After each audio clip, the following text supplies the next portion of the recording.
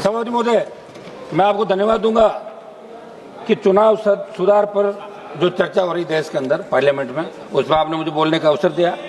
सभापति महोदय, निश्चित रूप से बाबा साहब ने जो अधिकार हम लोगों को दिया, SC, ST, OBC, अगर उस समय जब अंग्रेजों की सत्ता थी और देश आजाद हुआ, उस समय बात चली वोट कौन देगा, तब ये तय हुआ कि नौकरी करने वाला, व्यापारी, धनाढ्य ये व्यक्ति वोट करें।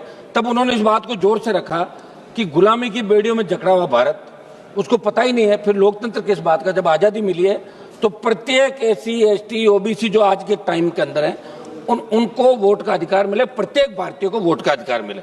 तो बाबा साहब ने जो वोट का अधिकार हमारे भारतीयों को दिया, ये लोकतंत्र तब तक जीवित है सभापति महोदय जब तक वोट देने का अधिकार जीवित है, और इस अधिकार के साथ खिलवाड़ करके बाबा साहब के दिए अधिकारों को खत्म करने की। हनुमान जी, एक बात बताइए, आप जब विधानसभा लड़ते हैं तब जीतते हैं, जब लोकसभा लड़ते हैं तब जीतते हैं, तो लोकतंत्र है ना। आपका मेरे पे सने इसी तरह बना रहे, और एक है ना। हम सर सब चाह रहे हैं क्या आप क्या बोल रहे हैं? हम आपने हनुमान बेनीवाल सर हम चाह रहे हैं गृह मंत्री जी का आज भाषण हम सब सुने, तो इसलिए हम सारे देखो सिंगल मेंबर पार्टी वाले सारे खड़े, कोरम भी हम ही पूरा करते हैं, इसलिए हम चाहते हैं एक 2 मिनट में एक्स्ट्रा दिया करें। और आपको ये भी याद रखना चाहिए कि एक वोट से अटल जी की सरकार गिर गई थी, कब एक वोट काम आ जाए। सिंगल मेंबर को छोटा नहीं माने साहब, आप वो भी बराबर के आप जीत के आते हैं। प्लीज आप डरा देते हैं तो हमारा भूल पाल जाते हैं, हम जो बोलोगे कि नहीं बोलोगे, इसी में संघर्ष रह जाता है हमारा, तो इसमें तो टाइम दिया करें। समाजवादी में आ गए सभापति महोदय, गरीब, दलित, आदिवासी, पिछड़ा, ये जो SIR चल रही है सर, 11 तारीख आपने राजस्थान और इन अन्य राज्यों के अंदर जो चल रहा है लास्ट तारीख है, उसके बाद 15 को आप इसका प्रकाशन करेंगे। तो दलित, OBC, SC, ST का आदमी कमा के खाने के लिए बाहर गया देश के, कहीं गुजरात है, कहीं महाराष्ट्र है, कहीं बाहर साउथ के राज्यों में गया, वो आदमी इतने डॉक्यूमेंट नहीं जुटा पाएगा।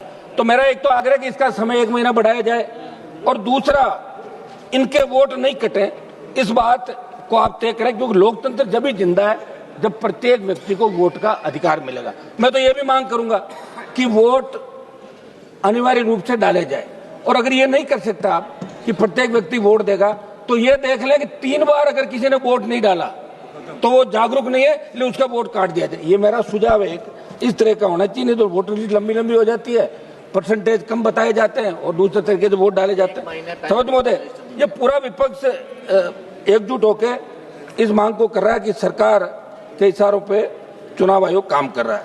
ये झगड़ा यहाँ पे चल रहा है देश के अंदर।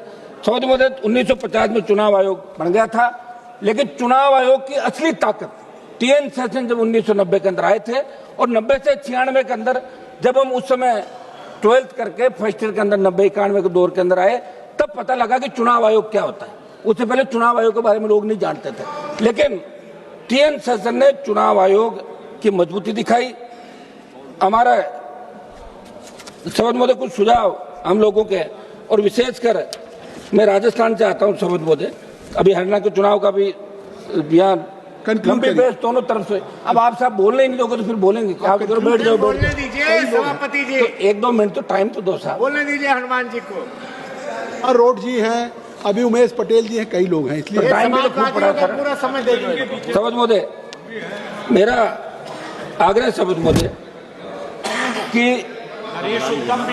इसी नॉमिनेशन तक वोटर लिस्ट बदलता रहता है, कौन सा प्रत्याशी किस बूथ पर अपनी ग्राउंड स्ट्रेटेजी बनाए, ये चुनाव नहीं पूरी तरह कंफ्यूजन कर दिया आप लोगों ने। तो मेरा कि हर 1 जनवरी से आप ऐसे ही करते हो, तो इसमें नया क्या कर रहे हैं? हमारे कुछ सुझाव, इसमें क्षेत्रीय दलों का अस्तित्व खतरे में। बीजेपी और कांग्रेस जैसी बड़ी पार्टियों के पास मशीनरी है, और छोटे दलों के सुझाव तो लेना है आप, सुझाव छोटी पार्टियों वाले के पास रिसोर्सेज नहीं है। सर का पहला शिकार हम लोग होंगे छोटी पार्टियां। इसलिए मेरे ये सुझाव है साहब कि राजस्थान में हमारे पंचायत राज के चुनाव टालने के लिए SIR लागू की गई। शासन चुनाव राजस्थान में नहीं हो रहा। हमारा आग्रह, 1 मिनट आग्रह तो सुन लें साहब, सुन लिया, आखिरी आग्रह सुन लें, बोलते 30 सेकंड। मेरा आग्रह है कि 1 महीने समय बढ़ा के सब राजस्थान के अंदर, आपकी बात आ गई, आप उत्तर प्रदेश, आपकी बात आ गई, धन्यवाद। उमेश पटेल जी बोलिए। महोदय जी, धन्यवाद, हो गई, आ गई बात, बोलिए। एक महीने की बात आपने कही, वो बात आ गई महोदय आपकी बात आ गई। हाँ, उमेश पटेल बोलिए। महोदय जी, हाँ, मैं स्पष्ट करना चाहता हूं कि मैं चुनाव आयोग के एसआईआर अभियान के उद्देश्य का पूर्ण